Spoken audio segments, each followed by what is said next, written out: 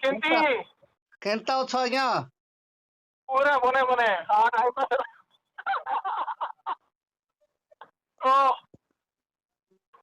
ଭଲ ଅଛୁ କି? ଭଲ ଅଛି ଯେ ମତେ ଟିକେ ପଦ ପର୍ବ କହିବ। ମତେ ଗୋଟେ ପଦ ପର୍ବ ଦରକାର ଅଛି କହିବ। ପଦ ପର୍ବ ହଁ ବାକ୍ୟ ବାକ୍ୟ। ଏ ବାଇବେଲର କେତେ ଅଧ୍ୟାୟରେ ଲେଖା ହେଇଛି ଯେ ଯୀଶୁଙ୍କ ପୁନରୁତ୍ଥାନ ଦିନ ଆମ୍ବ କାଟିକି ଖାଇବାଟା? ଆମ୍ବ କାଟି ଖାଇବାଟା ପ୍ରଥମ ଫଳ। ହଁ ପ୍ରଥମ ଫଳ ଯୋଉଟା କି ଓ ସେଟା କାଟୁଥିଲେ କି ସେଦିନ? ଆମେ ଖାଉଛୁ ମ କାଟୁଥିଲେ କି ଆମେ ଖାଉଛୁ ଆଉ। ବୋଲେ ତମ ମନ ଇଚ୍ଛା ଗୋଟେ ଡକ୍ଟର ତିଆରି କରବ ନା କଣ? ଶୁଣେ ହଁ ସେ ଡକ୍ଟରକୁ ଆମେ ଗତି କରିନୁ ହେଲା। ବୋଲେ ଏଟା ଗତି ନାଇଁ କି କରିବ ମନ ଇଚ୍ଛା ଗୋଟେ ଡକ୍ଟର ତିଆରି କରବ। କିଏ କହିଲା ଏଇଟା? ଶୁଣ ମା ତୁ ଏବେ ଶୁଣ ତ କଣ ଶୁଣିବି? ମୋର କଥା ଆଗେ ଶୁଣ। ପୂର୍ବ ପୁରୁଷ ମାନେ ଯେମିତି ନାଇଁ କି ହଁ ସେ ରୀତିନୀତିରେ ଚାଲିଛି ହେଲା। ଠିକ ତତେ ପଦ ପର୍ବ ଦେବି ହେଲା। ହଁ କୋଉ ଆମ୍ବ ବୋଲି ଲେଖା ହେଇଥିବାର ଅଛି। ନହେଲେ ମୋବାଇଲ ଫିଙ୍ଗିବି, ନୂଆଟା କିଣିଦେବୁ। ସତ କଥା କହୁଛି, ସତ କଥା କହୁଛି। ମାନେ ଏଠି ଲେଖା ହେଇଥିବ ଆମ୍ବକୁ କାଟିକି ଖାଇଲେ ମାନେ ପୁନରୁତ୍ଥାନ ଦିନ ଏମିତି ପୂର୍ବ ପୁରୁଷ ଆଦି ପୁସ୍ତକଠୁ ପ୍ରକାଶିତ ଭିତରେ ସବୁ ଖୋଜିକି ଆମ୍ବ ଶବ୍ଦ ଥିବାର ଅଛି। ଆଉ କଣ ଶୁଣେ ମ ଖୋଜିବ, ଭଲରେ ଖୋଜିବ। ସେ ବୁଲେଇ ବୁଲେଇ ସବୁ ଭଲରେ ଖୋଜିବ, ତାପରେ ଆମ୍ବ ଶବ୍ଦ ଲେଖା ହେଇଥିବ ହେଲା। ହଁ ଅଙ୍ଗୁର ରସ ଯଦି ପାଇଲୁ ନାହିଁ ହଁ ତାହେଲେ ବିକାଶ କରିକି କରିବୁ ନା ନାହିଁ। ଏଇଟା କାହାକୁ ପାଠ ପଢୁଛ? ଏଇଟା କାହାକୁ ସେଠି ଏଇଟା ଆମ୍ବ ଖାଇଲୁ ଆମ୍ବଟା ମୁଁ ଓଡିଶା ଖାଇଲୁ ସାରା କି? ଯେତିକି ମଣ୍ଡଳୀ ଯାକ ଅଛି, ଯେତେ ଲୋକ ସବୁ ପଚାରିବି ଯେ ପୁନରୁତ୍ଥାନ ଦିନ ଯୋଉ କୋରାପୁଟରେ ଆମ୍ବ କାଟୁଛନ୍ତି ଏବଂ ପୁନରୁତ୍ଥାନ ଦିନ ଏଇ ଜିନିଷ କରୁଛନ୍ତି। ଏବଂ 2 ଜଣ ପାଷ୍ଟର ମତେ କହିଲେ ହଁ ଏଇଟା ଆମର ବାଇବେଲର ରୀତିନୀତି ଅନୁସାରେ ଆମେ କରୁଛୁ ବୋଲି କହିଲେ। ଆଉ ଏଇଟା କୋଉ ଜାଗାରେ କେତେ ପୃଷ୍ଠାରେ କେତେ ପର୍ବରେ ଲେଖା ହେଇଛି, ଆଉ ସେଇଟା ଆପଣ ମାନେ ଦିଅନ୍ତୁ ବୋଲି ସବୁ ଲୋକ ପଚାରିବି। ହ୍ୟାଲୋ ଆଜ୍ଞା, ପ୍ରେଜ୍ ଦ ଲର୍ଡ। ପ୍ରେଜ୍ ଗଡ୍ ଆଜ୍ଞା, ପ୍ରେଜ୍ ଗଡ୍। ଆଉ କେମିତି ଅଛନ୍ତି ସାର୍? ହଁ ଆଜ୍ଞା ଭଲ ଅଛି। ଦେଖୁଥିଲି ଆପଣଙ୍କ ଏଷ୍ଟର ସଣ୍ଡେ ବିଷୟରେ। ହଁ ଯେ ମୁଁ ଦ୍ୱନ୍ଦ୍ୱରେ ପଡିଛି ପୁରା, ସେଥିପାଇଁ ଆପଣଙ୍କୁ ଗୋଟେ ପ୍ରଶ୍ନ ପଚାରୁଛି। ଆପଣ ନ ଜାଣିବାଟା ମୁଁ ଜାଣିବି କି ଆଜ୍ଞା? ନାଇଁ ଏଇଟା ନାଇଁ ମୁଁ ଅଦ୍ଭୁତ ଖାଲି ବିଷୟ। କଣ ସେ ବିଷୟ ମତେ କୁହ। କୋଉ ଆମ୍ବ? ଆମ୍ବ ଯୋଉ ପୁନରୁତ୍ଥାନ ଦିନ ଆମ୍ବ କାଟିକି ଖାଉଛନ୍ତି ପରା। ନାଇଁ ତ। ହଁ ମୁଁ କେବେ ଜୀବନରେ ଶୁଣି ନଥିଲି, ଆଜି ଆପଣଙ୍କ ପାଟିରୁ ଶୁଣିଛି। ମୋ ଏତେ ବର୍ଷ ପ୍ରଭୁଙ୍କ ସେବା କାର୍ଯ୍ୟ କରିବା ଭିତରେ ମୁଁ କେବେ ହଁ ବି ମୋର ନଜର ଆସିନାହିଁ କି ସେଇଟା ମୁଁ ସେ ନାଇଁ ଜାଣିନଥିଲି। ନାଇଁ ଶୁଣନ୍ତୁ, ସେମାନେ ଚାଲି ଯାଆନ୍ତୁ କି ଶୋଇ ପଡନ୍ତୁ, ଆକ୍ଚୁଆଲି ହଁ ମୁଁ ଜୀବନରେ ଜାଣି ନାହିଁ, ଆଉ ଜୀବନରେ କୋଉଠି ଏମିତି କରାହଉଛି ବୋଲି ମଧ୍ୟ ଶୁଣି ନଥିଲି ସେଇଟା। ହଁ ନାଇଁ ସେଟା ତାଙ୍କର ଜିଏଲ ଚର୍ଚ୍ଚ ଚାଲିଛି ପୁଣି। ହଁ ହେଲେ ଜିଏଲ ଚର୍ଚ୍ଚ ଏବେ ଚାଲିଛି। ଏବେ ଯଦି ମାର୍ଟିନ ଲୁଥର ସେମାନେ ପ୍ରୋଟେଷ୍ଟାଣ୍ଟ କରିକି ମାର୍ଟିନ ଲୁଥର କଲେ, ଆଜ୍ଞା ହେଲେ ଆମେ କଣ ମାର୍ଟିନ ଲୁଥରକୁ ପ୍ରୋଟେଷ୍ଟ କରିପାରିବା ନାହିଁ କି? ସେମାନେ ଯାହା ନିୟମ କରିଦେଲେ ସେଟା ବେଦରଗାର। ହଁ ଏବେ ମାର୍ଟିନ ଲୁଥର ସେମାନେ ମାନେ ରୋମାନ କାଥଲିକରୁ ସେମାନେ ପ୍ରୋଟେଷ୍ଟାଣ୍ଟ କଲେ। ହଁ ହେଲେ ମାର୍ଟିନ ଲୁଥର ଯାହା କରିବେ ସେଇଟା ହିଁ ବେଦରଗାର, ସେଇଟା ଅରିଜିନାଲ କି? ଆଁ? ଏଇ ମାନେ କହୁଛନ୍ତି କି ସେମିତି? ହଁ ସେ ମାନେ ଆରେ ସେଇ ଟାଇମରେ ଖାଇବାର ମିଳୁନଥିଲା। ସେତେବେଳେ ହଁ ସେ ଫରେନର ମାନେ ଯୋଉମାନେ ଆସିଥିଲେ ସେମାନେ କଣ କରିଦେଇଛନ୍ତି, ଚର୍ଚ୍ଚ ସରିଲା ପରେ କଣ ଅଛି ଆଣ ଖାଇବା ବୋଲି କହିଲା ବେଳକୁ ସେମାନେ ଆମ୍ବ ଫାମ୍ବ ସେତେବେଳେ ଥିଲା ତ ସେଟା ବିନା ମୂଲ୍ୟର ସେଇଟା ଆମ୍ବ କାଟିକି ସେମାନେ ଖୁସିରେ ସମସ୍ତେ ମିଶିକି ଖାଇଲେ। ସେଇଟା ଗୋଟେ ପରମ୍ପରା ରହିଛି ଯାଇଛି ତାଙ୍କର। ହଁ କୋରାପୁଟିଆ ଗୋଟେ କଥା ହଉଛି, ସେମାନେ ଏ ଟାଇପ ଲୋକ ଲୁଥରାନ ଆଉ କଣ ସେଟା କହିବେ, ସେ ଟାଇପର ସିଏ ସେମାନେ ନାହିଁ। ବ୍ୟବହାର କରନ୍ତି। ଯୋଉଟା କରୁଛନ୍ତି କରନ୍ତୁ, ତାଙ୍କର କାର୍ଯ୍ୟ ତାଙ୍କର, ଆମର କାର୍ଯ୍ୟ ଆମର। ସେମାନଙ୍କର ଉପରେ ଆମର ମନର ଦୁଃଖ ଦେବାର ନାହିଁ। ନାଇଁ ମୁଁ ଏଇଟା କରିନାହିଁ, ଆମକୁ ଜଣା ନାହିଁ। ତମେ କରିକି କର, ଏଇଟା କୋଉଠି ଲେଖା ହେଇନାହିଁ ବୋଲି କହିବେ, ସେତିକି ଖାଲି। ଆମେ କାହିଁ ଦୁଃଖିତ ହେବା। ଆଜ୍ଞା ପ୍ରେଜ ଲର୍ଡ। ପ୍ରେଜ୍ ଦ ଲର୍ଡ ଆଜ୍ଞା। ଆଉ କେମିତି ଅଛ? ଆଜ୍ଞା ସାର୍ ଭଲ ଅଛି। ଆପଣ ଭଲ ଅଛନ୍ତି କି? ହଁ ଭଲ ଅଛି ଯେ, କେମିତି ଆଜିର ପ୍ରୋଗ୍ରାମ କେମିତି ହେଲା? ଭଲ ହେଲା ଆଜ୍ଞା। ଆଚ୍ଛା ଆପଣଙ୍କ ପଟେ ବି ସେମିତି ଆମ୍ବ କଟା କଣ ଅଛି କି? କଣ? ଆଜି ପୁନରୁତ୍ଥାନ ଦିନ ଆମ୍ବ କାଟିବାଟା। ଆମ୍ବ ଯୋଉ କାଟୁଛନ୍ତି ପୁଣି ଆପଣଙ୍କ ସେ କୋରାପୁଟରେ ଚାଲିଛି ସେଇଟା ପ୍ରଥାଟା ସେଇଟା ଆପଣଙ୍କ ଚର୍ଚ୍ଚରେ ହଉଛି କି ମୁଁ ପଚାରୁଛି? ଆମ ଚର୍ଚ୍ଚରେ ହଁ ଆମର ଚର୍ଚ୍ଚ ପୁରା ଏଇଟା ଗୋଟେ ପରମ୍ପରା ଆଜ୍ଞା ସେମାନେ କରିବେ ଆଗ ମୁଁ କିଛି କହିପାରିବି କିନ୍ତୁ ମୁଁ କରୁନି ମୁଇଁ କରୁନାହିଁ। ଆମ୍ବ କଟା ଆଗରୁ ପରମ୍ପରା ଅଛି।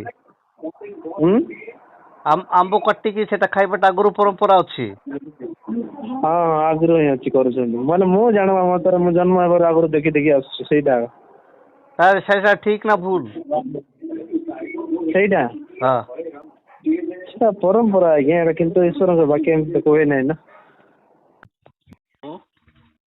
ହଁ ପ୍ରେଜ୍ ଦ ଲର୍ଡ। ଆଜ୍ଞା ପ୍ରେଜ୍ ଦ ଲର୍ଡ କେମିତି ଅଛନ୍ତି? ହଁ ପୁରା ଭଲ। ହେଲା କାଲି ପ୍ରୋଗ୍ରାମ ଭଲ ହେଲା। ହଁ ଏକ୍ସଲେଣ୍ଟ। ଆଚ୍ଛା ଆପଣଙ୍କୁ ଦିଟା ପାଷ୍ଟର ମତେ କହିଛନ୍ତି ଆପଣଙ୍କୁ ପଚାରିବା ପାଇଁ ଆପଣ ସଠିକ ଉତ୍ତର ଦେବେ ହେଲା। କଣ ପଚାରିବା ପାଇଁ କୁହ ଜାଣିଥିଲେ କହିବି। ଆଚ୍ଛା ପୁନର୍ଥାନ ଦିନ ଆମ୍ବ କାଟିକି ଖାଇବାର କୋଉଠି ବାଇବେଲରେ କୋଉଠି ଲେଖା ହେଇଛି କି? କଣ ପୁନର୍ଥାନ ଦିନ କଞ୍ଚା ଆମ୍ବ ଆଣିକି କାଟିକି ଖାଇବାର କୋଉଟେ ଲେଖା ହେଇଛି କି? ହଁ ନାଇଁ ତ। ସେଇଟା ଖାଉଛନ୍ତି?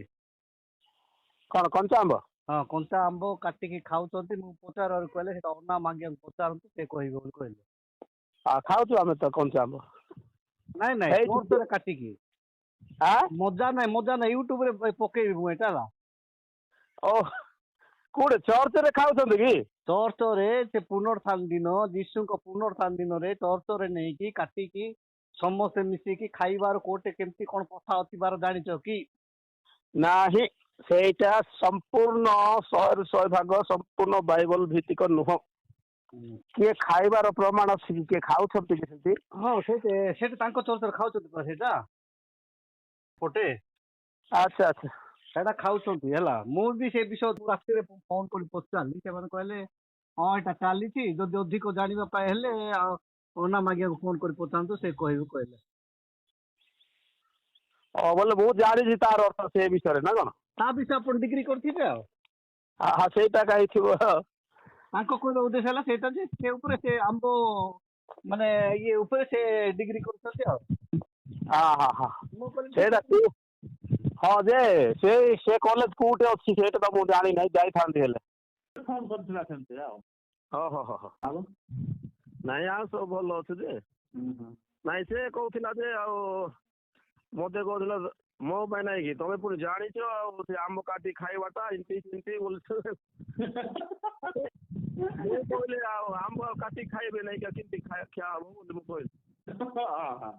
ସେ କହୁଥିଲା ନାଇଁ ସେ ଚର୍ଚ୍ଚରେ ପୁଣି ସେମିତି କରନ୍ତି ସେଇ ପଟେ ଆଉ ଏଇଟା ବାଇବଲ ଭିତ୍ତିକ କି ବୋଲି ସେ ମତେ ପଚାରୁଥିଲା।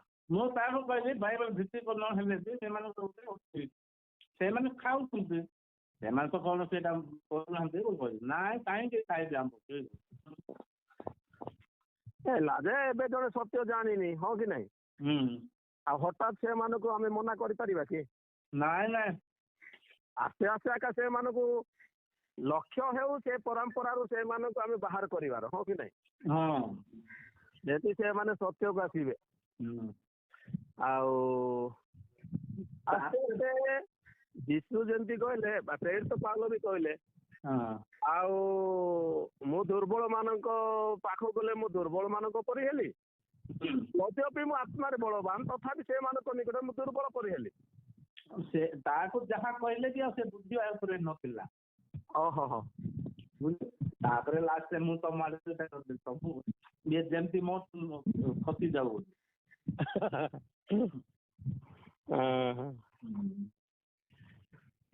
ଆଉ କେମିତି ଆଉ ଗୁଡ୍ ଫ୍ରାଇଡେ ସଣ୍ଡେ କେମିତି ଭଲରେ ପାଳିବେ ନା? ହଁ ଭଲ ହେଲା। ଯୋଉମାନେ ସାଇବ ମାନେ ଆସିଲେ ଏଟା ଏମିତି ଆମ୍ବ କାଟିବା ପାଇଁ ଶିଖେଇଲେ ସେତେବେଳକୁ ଖାଇବାକୁ ମିଳୁନଥିଲା। ଗିର୍ଜା ସରିଲା ପରେ ସେଟା କଣ ଅଛି ଖୋଜ ଆଣ ନହେଲେ ବୋଲି କହିଲେ ଆମ୍ବ ଆକା ଅଛି ବୋଲି କହିଲେ ସେଟା କଞ୍ଚାଟା ଖାଉଥିଲେ କି କଣ କରୁଥିଲେ ସେଟା ଗୋଟେ ରହିଗଲା। ସେଇଟା ଆମେ ତେବେ ତ ପ୍ରଭୁ କଣ କରୁ ପ୍ରତ୍ୟେକ ଆମେ ଯଥେଷ୍ଟ ଖାଇବା ପିଇବା ଅଛି ନା। ଆମ ପଟେ ତ କନ୍ଧମାଳରେ ତ ଯଥେଷ୍ଟ କୁକୁଡା ମାଂସ ଭୋଜି ପିଠା ପଣା କରି ଖାଉଛନ୍ତି। ଆଜି ଦିନରେ ପୁରା ମାନେ ଧୁମଧାମ ମାନେ ଯୋଉଟା କି ଜନ୍ମଦିନରେ ଯେମିତି ପାଳନ କରାଯାଏ ଆଜି ବି ସେମିତି ହିଁ ହୁଏ। ଆଚ୍ଛା ହେଲେ ଏ କ୍ଷେତ୍ରରେ ଯେ ସେତେବେଳକୁ ଆମର ମାନେ ଟାଙ୍କୁ ପେଜ କି ନହେଲେ କୋଉଟା ଖାଇବାକୁ ମିଳୁନଥିଲା ସେଇ ଟାଇମରେ ସେଇଟା କରୁଥିଲେ, ସେଇଟା ମନା ନାହିଁ। ହୁଁ କିନ୍ତୁ ସେଇଟାକୁ ଏବେ ଜଣଙ୍କର ବିଲେଇ ଥିଲା ହେଲା, ହୁଁ ତାର ବାପା ପୂଜାରୀ ଥିଲେ। ହେଲେ ତାର ବାପା କଣ କରେ କ୍ଷୀର ମାନେ ପୂଜା କଲା ବେଳକୁ କ୍ଷୀର ପିଇବ ବୋଲିକି ସେ ବିଲେଇକୁ ଢାଙ୍କିକି ସେ ପୂଜା କରୁଥିଲେ। କିନ୍ତୁ ଦିନେ ଆସିଲା ସେ ବାପା ବି ମରିଗଲା, ତାର ବିଲେଇ ବି ମରିଗଲା। କିନ୍ତୁ ସେ ମାନେ ତାର ପୁଅ ସବୁ ଦେଖୁଥିଲା, ଆଉ ସେ ପୁଅ ଭାବିଲା କଣ ଏଇଟା ଆମର ପରମ୍ପରା ଅଛି, ପୂଜା ବେଳକୁ ଏମିତି ବାପା ବିଲେଇ ଢାଙ୍କିକି ପୂଜା କରୁଥିଲେ ବୋଲିକି ସେ ପଡୋଶୀର ବିଲେଇକୁ ଖୋଜିକି ଆଣିକି, ଯେହେତୁ ତାଙ୍କର ବିଲେଇ ବି ମରିଗଲା ନା, ସେ ଆଣିକି ସେଟା ଢାଙ୍କିକି ପୂଜା କରୁଥିଲେ, ବୁଝିଲେ କି? ସେମିତି ଆମର ଏଇଟା ଆଗରୁ ସେ ଖାଇବାକୁ ମିଳୁନଥିଲା, ସେ ଟାଇମରେ ମାନେ କଣ ଅଛି ବୋଲି କହିଲେ ନାଇଁ ଆମ୍ବ ଅଛି ବୋଲି ସେ ଫରେନର ମାନେ ଖୁସିରେ ଗୋଟେ ଖାଇକି ଏଟା ଗୋଟେ କଲେ। ସେଇ ଜିନିଷକୁ ଯଦି ଆମର ପରମ୍ପରା ବୋଲି ଏଟା ରଖିବା ଠିକ ଏଇଟା? ନାଇଁ ନାଇଁ ହାଁ ନାଇଁ ନାଇଁ ଠିକ ନାଇଁ। ଆମେ ଏଇଟା ମାନେ ଗବେଷଣା କରିବା କୋଉ କ୍ଷେତ୍ରରେ ଏଇଟା ଆରମ୍ଭ କଲେ, କାହିଁକି ଆରମ୍ଭ କଲେ, କେମିତି ଆରମ୍ଭ କଲେ, ଆଉ ଏଇଟା ପ୍ରକୃତ ଠିକ ନା ମତେ ଆଜି ପର୍ଯ୍ୟନ୍ତ କିଏ ସେ ତା ଉପରେ ଚିନ୍ତା କରିନାହାନ୍ତି। ହାଁ ଏଇଟା ଗୋଟେ ଆମ୍ବ ଗୋଟେ ପରମ୍ପରା ବୋଲି କହିଲେ ଜଣେ କହିବ ଯେ ବାଇବେଲ କୋର୍ଟ ଲେଖା ହେଇଛି ବୋଲି କେମିତି ଆମେ ଉତ୍ତର ଦେବା? ମୋ ପଟେ ତ ଏଟା ହୁଏ ନାହିଁ। ମୋ ଜାଣିବାରେ ଏତେ ବର୍ଷ ଭିତରେ ମୁଁ ପ୍ରଭୁଙ୍କ ଲାଇନରେ ଯିବା ପରେ ମୁଁ 91ରୁ ଘର ଦ୍ୱାର ଛାଡିକି ମୁଁ ବାହାରିଛି, କିନ୍ତୁ ଆମ ବାପାଙ୍କ 63 ସାଲରୁ ପ୍ରଭୁଙ୍କୁ ଜାଣିଛନ୍ତି। କିନ୍ତୁ ଆଜି ପର୍ଯ୍ୟନ୍ତ ମୁଁ ଜାଣିନି କି କୋଉ ଜାଗାରେ ବି ଦେଖି ନାହିଁ ଯେ ଆମ୍ବ ଏମିତି କରାଯାଏ ବୋଲିକି। ଟିକେ ଚିନ୍ତା କରିବାର ଅଛି, ବିବ୍ଲିକାଲରେ ଅଛି ନା ବାହାର ଏବେ ବିବ୍ଲିକାଲ ନାହିଁ, ଏଟା ତ ବିବ୍ଲିକାଲ ବିଲକୁଲ ନାହିଁ। ହଁ ଦେଖନ୍ତୁ ଆଜ୍ଞା ଗୋଟେ ଶୁଣନ୍ତୁ, ହଁ ଇଏ ଯୋଉ ଆମ୍ବ କାଟିବା ଇଏ କରିବା ଏଟା ଈଶ୍ୱରଙ୍କର ବାକ୍ୟ ନାହିଁ। ଏହାକୁ ମନୁଷ୍ୟ ଯେତେବେଳେ ଆପଣ କହିବା ଅନୁସାରେ ଯୋଉ ଇଂରେଜ ମାନେ ଯୋଉ ଆସିକରି ଯାହା କରିଦେଇକରି ଦେଖାଇ କରି ଗଲେ, ସେଇଟାକୁ ଆମର ଲୋକମାନେ ଇଣ୍ଡିଆନ ଲୋକମାନେ ଏବେ ଯାକ ପାଳନ କରୁଛନ୍ତି। ହଁ ଏବେ ଯାକ ତାକୁ ମାନିକି ଏମାନେ ଆସୁଛନ୍ତି ଆଜ୍ଞା। କିନ୍ତୁ ମୁଁ ଗୋଟେ ବିଷୟ କହିବି, ଦେଖନ୍ତୁ କିଏ କଣ କହୁଛି ନ କହୁଛି ଆପଣ ବି ସେ ନିଜକୁ ଚିନ୍ତା କରନ୍ତୁ। ଲୋକ ତ କହିବେ ସତ କଥା, କିନ୍ତୁ ଆପଣ ନ ମାନିଲେ କିଛି କ୍ଷତି ନାହିଁ, କି ମାନିଲେ ମଧ୍ୟ ଆପଣଙ୍କର କିଛି କ୍ଷତି ନାହିଁ। ଗୋଟେ ଜିନିଷ କଣ, ହଁ କିଛି କ୍ଷତି ନାହିଁ, 1% ଲାଭ ନାହିଁ। ମୁଁ ଗୋଟେ ବିଷୟ କହିଦଉଛି ଆଜ୍ଞା, ଇଏ ଯେତିକି ମାନୁଥିଲେ, ମୁଁ ଆମର ଲୁଥରାନରେ ଆମର ଯୋଉ ପୁନରୁତ୍ଥାନ ଦିନ ଯୋଉ ପାହାନ୍ତିଆରେ ଆମର ଯୋଉ କବର ଫଟେଇବାକୁ ଯାଉଛନ୍ତି, ହଁ ସେଇଟା ବର୍ତ୍ତମାନ ଏବେ ମୁଁ କରୁନାହିଁ। ଏ ଆମ୍ବ କାଟି ପରମ୍ପରା କହିବାରେ ସେଇଟା ମୁଁ କରୁନି। ମତେ ଯଦି ଆମ୍ବ ଧରା ପଡବ ନାହିଁ କି ମୁଁ ପ୍ରାର୍ଥନା କରି ଯୀଶୁ ଖ୍ରୀଷ୍ଟଙ୍କ ନାମରେ ମୁଁ ପ୍ରାର୍ଥନା କରି, ପ୍ରଭୁ ବର୍ଷକ ପ୍ରଥମ ଫଳ ମତେ ଦେଇଛ ବୋଲି ମୁଁ ପ୍ରାର୍ଥନା କରି ନାଇଁ ଯୀଶୁଙ୍କ ନାମରେ ତାକୁ ନାଇକି ମୁଁ ନାଇକି ପବିତ୍ର ସୂଚୀ କରି ନାଇଁ ମୁଁ ଖାଉଛି। ଆପଣ ମତେ କଣ କହିବା ପାଇଁ ଚାହୁଁଛନ୍ତି? ଲୋକମାନେ ମତେ କଣ ଡାଇରେକ୍ସନ ଦେବା ପାଇଁ ଚାହୁଁଛନ୍ତି? ଯଦି ମତେ ଲୋକମାନେ ଯଦି କୌଣସି କହିବେ ତ ବାଇବେଲରୁ ଆପଣ ମାନେ କହିକରି ଦେଖାନ୍ତୁ, ଏଟା ମାନିବାର ଜରୁରତ ଅଛି କି ଏମିତି କଣ ଲେଖା ହେଇଛି ଫଳ ବିଷୟରେ ବୋଲି କୁହନ୍ତୁ, ତାହେଲେ ମୁଁ ମାନିବି, ନହେଲେ ମୁଁ ମାନିବି ନାହିଁ। ଡାଇରେକ୍ଟ ଏଟା ମାନେ ଡାଇରେକ୍ଟ କ୍ୱେଶ୍ଚନ ଆଜ୍ଞା। ହଁ ଏବେ ପିତର ଯୋଉ କହିଲେ ନାଇଁ କି, ଯେତେବେଳେ ଯୋଉ କହିଲେ ଯେ ମାନେ ସେମାନେ କହିଲେ ତମେ ଏଇଟା ଯୀଶୁଙ୍କ ନାମରେ ଏମିତି କର ନାହିଁ, ଯୀଶୁଙ୍କ ନାମକୁ ବନ୍ଦ କର କହିଲା ବେଳକୁ କଣ କହିଲେ? ଆମେ ମନୁଷ୍ୟର ଆଜ୍ଞା ପାଳନ କରିବୁ ନା ଈଶ୍ୱରଙ୍କ ଆଜ୍ଞା ପାଳନ କରିବୁ? ଆପଣ ମାନେ କୁହନ୍ତୁ।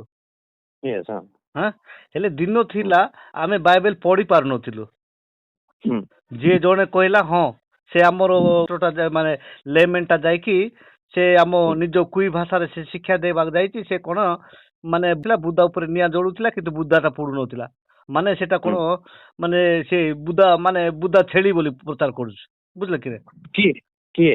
ସେ ମାନେ ଇଏ ଲେମେନ୍ ଟା ଯୋଉ ପାଳକ, ଯୋଉ ମାନେ ପାଳକ ପରେ ଲେମେନ୍ ନାଇଁ କି, ଗାଁ ଯାକ ଯୋଉ ଜଣେ ପାଷ୍ଟର ପାଖରେ 4-5 ଜଣ ଲେମେନ୍ ମାନେ କାମ କରିବେ, ବୁଝିଲେ କି ନାଇଁ, ପ୍ରଚାର ମାନେ ସାହାଯ୍ୟ କରିବା ପାଇଁ ତାକୁ ପ୍ରସଙ୍ଗ ଦେଇଛନ୍ତି ଏ ବାକ୍ୟ ପ୍ରଚାର କରିବୁ ବୋଲିକି। ସେ ଗଲେ ଗୋଟେ ଚର୍ଚ୍ଚରେ, ସେ ପଢିଲେ ଯେ ମାନେ ବୁଦା ଉପରେ ନିଆଁ ଜଳୁଥିଲା କିନ୍ତୁ ବୁଦାଟା ପୋଡୁ ନଥିଲା, ବୁଝିଲେ କି ନାଇଁ। ହେଲେ ସେ କଣ କରୁଛି ନାଇଁ, ମାନେ ସେ ବୁଦା ଛେଳି ଉପରେ ନିଆଁ ଜଳୁଥିଲା କିନ୍ତୁ ଛେଳିଟା ପୋଡୁ ନଥିଲା ବୋଲି ପ୍ରଚାର କଲେ। ଆଚ୍ଛା, କାହିଁକି ମାନେ ସେଇଟା ବୁଝିଛି ନା, ଯେହେତୁ ସେଠି ମାନେ ପଢାର ଜ୍ଞାନ କମ କି ମାନେ ସେ ଯାହା ବୁଝିଛି ସେଇଟା କହୁଥିଲେ, ଲୋକମାନେ ହଁ ବୋଲି କହୁଥିଲେ। କିନ୍ତୁ ଏବେ ଆମେ ସେମିତି କହିଲେ ହେବ କି? ଆମେ ତ ଏବେ କହୁଥିବାଟା ଗୋଟେ ସ୍ଲିପ ହେଲେ ଧରି ଦଉଛନ୍ତି, ନାଇଁ କି? ଏବେ ରିସେଣ୍ଟଲି ଏବେ ରିସେଣ୍ଟଲି ଆମର କିଛି ଲୋକ ମୁଁ ପବିତ୍ର ଆତ୍ମାଙ୍କର ଜ୍ଞାନ ବିଷୟରେ ମାନେ ପବିତ୍ର ଆତ୍ମାଙ୍କୁ ବିଶ୍ୱାସ କରିବା ବିଷୟରେ ମୁଁ ରିସେଣ୍ଟଲି କେତେ 2-4 ଲୋକ ମୁଁ କହୁଥିଲି ତ ସେଇଟା ହିଁ ନାଇଁ ସେମାନେ ନାଇଁ କି ସକ୍ କଲେ ଆରେ ମୋର ପଏଣ୍ଟକୁ ସେମାନେ ଧରିଲେ। ତ ଗୋଟେ ଜିନିଷ ଦେଖନ୍ତୁ ଗୋଟେ ବିଷୟ ମୁଁ କହିଦେଉଛି ସେମାନେ କହିନାହାନ୍ତି କିନ୍ତୁ ସେମାନଙ୍କର ଭାବନାର ମୁଁ ଜାଣିଲି ସେଠି। ତ ଗୋଟେ ଜିନିଷ କଣ ସେମାନେ କଣ କରୁଛନ୍ତି ସେମାନେ ଅନ୍ୟ ଭାଷାରେ ପ୍ରାର୍ଥନା କରିବା ଲୋକ ବିଲିଭ୍ କରିବେ ନାହିଁ ଆଜ୍ଞା ପର ଭାଷାରେ ପ୍ରାର୍ଥନା କରିବା ଲୋକ ବିଶ୍ୱାସ କରିବେ ନାହିଁ ଆତ୍ମାରେ ପରିପୂର୍ଣ୍ଣ ହେଇକରି ନାହିଁ ପ୍ରାର୍ଥନା କରିବା ଲୋକ ସେମାନେ ବିଲିଭ୍ କରିବେ ନାହିଁ। ତ ସେମାନେ ଗୋଟେ ବାକ୍ୟକୁ ଧରୁଛନ୍ତି କୋଉ ବାକ୍ୟକୁ ଧରୁଛନ୍ତି ଯେ ସାଧୁ ପାଉଲ ଗୋଟେ ବିଷୟ କହିଛି ମଣ୍ଡଳୀରେ ଶୃଙ୍ଖଳାର ପ୍ରାର୍ଥନା ଏଇଟା ଯୋଉ କହିଛନ୍ତି ନାଇଁ କି ଏଇଟା କୋଉ ଟାଇମରେ କୋଉ ସମୟରେ କାହାକୁ କହିଲେ ସେଟା ସେମାନେ ଜାଣିନାହାନ୍ତି ସେଇଟା ସେମାନେ ଜାଣିନାହାନ୍ତି କିନ୍ତୁ ସେମାନେ ଧରିବାର ଅର୍ଥ କଣ ସେମାନେ ସାଧୁ ପାଉଲ ଗୋଟେ ପଏଣ୍ଟକୁ ଧରୁଛନ୍ତି। ଆଚ୍ଛା ବାଇବେଲ ଅନେକ ଜାଗାରେ ତମେ ଦେଖ ପବିତ୍ର ଆତ୍ମା ଆଇଲା ପରେ ଲୋକମାନେ କେମିତି ସାହସ ପ୍ରାପ୍ତ ହେଇ ପ୍ରାର୍ଥନା କରୁଛନ୍ତି ପବିତ୍ର ଆତ୍ମା ପ୍ରେଜେନ୍ସ ସେମାନଙ୍କ ଉପରେ ଗଲା ପରେ ସେମାନେ କେମିତି ଉତ୍ତପ୍ତାର ପ୍ରାର୍ଥନା କରୁଛନ୍ତି ଈଶ୍ୱରଙ୍କର ବାକ୍ୟ କେମିତି କାମ କରୁଛନ୍ତି ମଣ୍ଡଳୀର ଲୋକମାନେ କେମିତି ମାନେ ଷ୍ଟ୍ରଙ୍ଗ ହେଇକରି କାମ କରୁଛନ୍ତି। ତମେ କେତେ ବାକ୍ୟରେ ରେଭେଲେସନ ପ୍ରକାଶନ ବଚନରେ ଗୋଟେ ଅଛି ତମେ ଗୋଟେ ପ୍ରକାଶନକୁ ଧର ଦେଇକରି ଏଇଟା ହିଁ ଠିକ ବୋଲି କହି ହଁ ସେଇଟା ବି ଠିକ ମାନୁଛୁ କିନ୍ତୁ ଆହୁରି ବି ହଜାର ପ୍ରକାଶନ ଅଛି ହୋଲି ସ୍ପିରିଟ ବିଷୟରେ ପବିତ୍ର ଆତ୍ମାଙ୍କର ବିଷୟରେ ତ ସେମାନେ ଗୋଟେ ପଏଣ୍ଟକୁ ଧରିକରି ସେମାନେ କହିଲେ ହେବ କି ଆଜ୍ଞା